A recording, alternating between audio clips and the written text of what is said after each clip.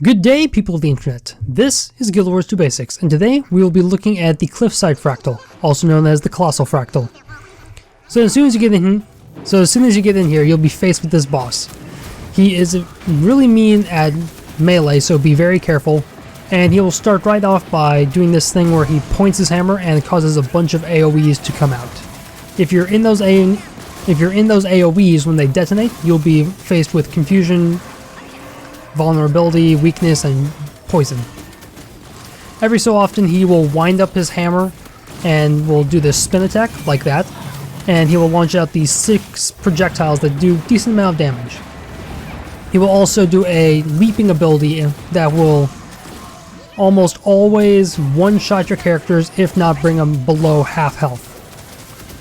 Another thing to mention with the wells, when they actually detonate, you will take some agony if you're in them. So, the reason why we're killing this boss right now is we are trying to get his hammer. Once we get his hammer, we'll be using that to free the Colossus, which is the main objective of this fractal. The achievement for this fractal is all the way at the end. I'll talk about that in a moment. As soon as you pick up the hammer, you will take damage and start gaining these little ticks of this hand symbol. It just zoomed in, so if you didn't see it, just rewind a bit. As these things are ticking on you, every 10 ticks you will get a condition afflicted to you. At 20, you get I think it's poison also comes onto you. Once you hit 30, you are dazed, or stunned, whichever status effect it is, stunned. When you hit 40 of these ticks, you are instantly down, then you drop the hammer. So you do need to be careful. And the way the hammer works is whoever is wielding it has to get a hit on the mob and be within range. Once that mob dies, you gain their energy or soul or whatever, and then you can use skill 4 on the hammer to bash these symbols on the Colossus. To actually bash these symbols, it can be a little tricky at some points because the hammer may make you go in a different direction. So it's best just to be up against the big sigil symbol thing, and then do skill 4 while you're highlighting the symbol and facing towards it. If you don't, you might end up missing it. So up here, you're just going to be bombarded with all these acolytes, and then you just need to kill them, gain the actual ability, and then, well, skill 4, and then bash them. Up here, as you have the hammer, we'll be passing these little wind tunnels, well, wind jets. Stability will get you through these wind gusts, otherwise you'll be knocked down, like I'll be showing you in just a moment, accidentally. If you fall off the whole map, you'll be ported to a checkpoint with the hammer. If you had the hammer, it will be ported next to you, hopefully. If you don't have the hammer next to you, remember where you hit the ground, because most likely that's where the hammer is going to be if you're missing it. Okay, we're coming up to this next objective where there's going to be fire, and then I'll show you that. Yep, here's the fire rings. There are 3 fire rings, and there's a safe spot right here next to the symbol that you can be there without taking any fire, so just aggro all the acolytes there, hit them with the hammer, bash the symbol. It's, yeah, that's what it is. I don't know. Stuttering. Oh, and with the previous set of symbols, you could actually hit both of them at once if you're in the correct position. But, yeah, that's a little iffy to do at some points.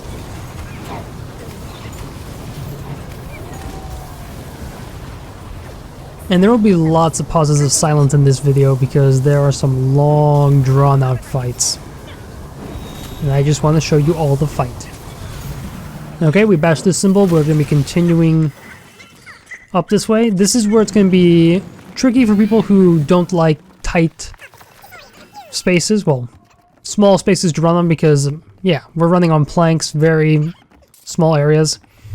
As we're coming up to this next set of symbols, do be careful. Anyone who's running illusions, don't be spamming them out willy-nilly. Minion masters, destroy your minions. And rangers, put your pets on passive. The way this is going to work is we're going to leave one of these chanters alive, so you don't have a whole bunch of chanters at this symbol. Then, after you bash the symbol gets a shield. You have to run to the other symbol Then we're going to be right here killing all the chanters and farming them to actually get the souls we need for the hammer. Now, that small corner you're going to see me passing all the time, that's where you're going to be wanting to actually stay. Bring all the chanters to you and then just keep them in that corner as much as you can. Then the hammer person can just whack them, run to the other symbol, and then detonate it. Right here we have a Mesmer using a portal, which is really helpful. Otherwise you're just running back and forth, just trying to detonate it. So you have to go left arm, then the right arm, then left, then right, because the shield keeps on swapping. When you're actually going to be going back to the left arm, nope, right arm I think it is, north arm, let's just go with that. Bring an extra person, because by the time you get there and then try and make your way back, you will have 40 ticks of this corruption on you and you will drop the hammer halfway. Okay, you actually get to see me do this run for once. Hit it, then we run back. Super speed and swiftness are going to be very helpful here. Okay, we're almost done with this section. And then after you're done with this set of gauntlets or sigils, runes, things imprisoning the Colossus that I keep on renaming, you don't need the hammer anymore, because if you go up to the boss fight, the boss will teleport the hammer to him and then use it in the fight. But... oh, we're almost there. Okay, here we go. Hammer is left there. Don't grab it and bring it with you, like I said. Now, this next little section is a little tricky. I don't know quite how to describe it. There's these little detonations, and you have to run through without getting hit. I don't know when they actually hit. I've been doing this fractal for so long. Half the time, I didn't even know this was the thing that knocked you off, and the actual collision point of hitting me is a little off. So just take your time, go through there. If you have a Mesmer, port the whole group through. But otherwise, just take your time. It's a little tricky. So for this next fight, it's going to be the exact same as the... well, it's not going to be the exact same. It's similar to the first fight.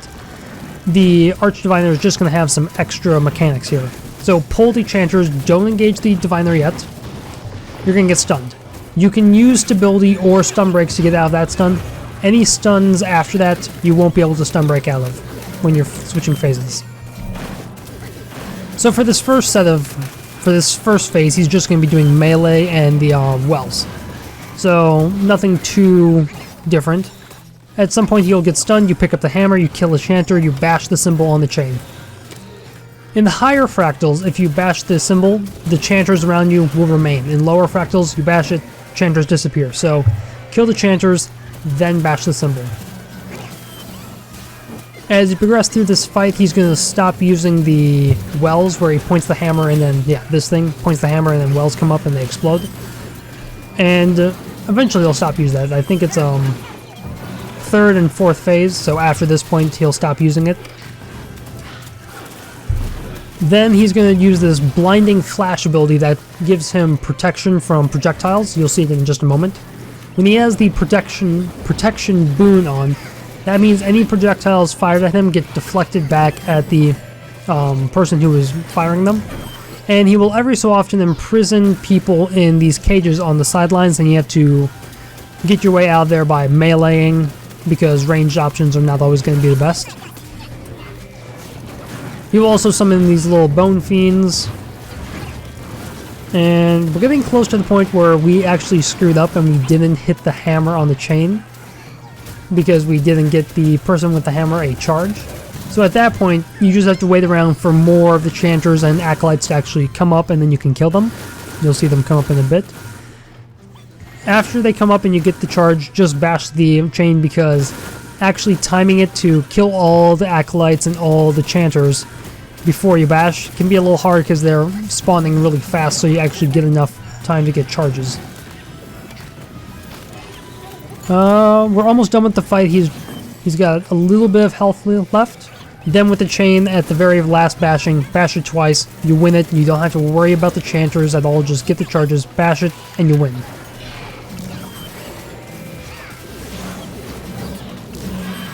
Yeah, we're almost done. Oh, my computer fell asleep. At this point in the fight, he also does have permanent might boons on him that you can't rip off. They're just status effects. Okay, we killed him. Well, no, we didn't kill him. We've stunned him. Now we're going for the chain. 2 smacks, and we win. Collect loot, and for the achievement, bow to the Colossus when he bows to you. Well, bow back to the Colossus, and then you get the achievement. But otherwise, if you enjoyed the video, hit like, comment, subscribe. Hit me on the Twitter, up on the Twitters and the comment section below, and have a day.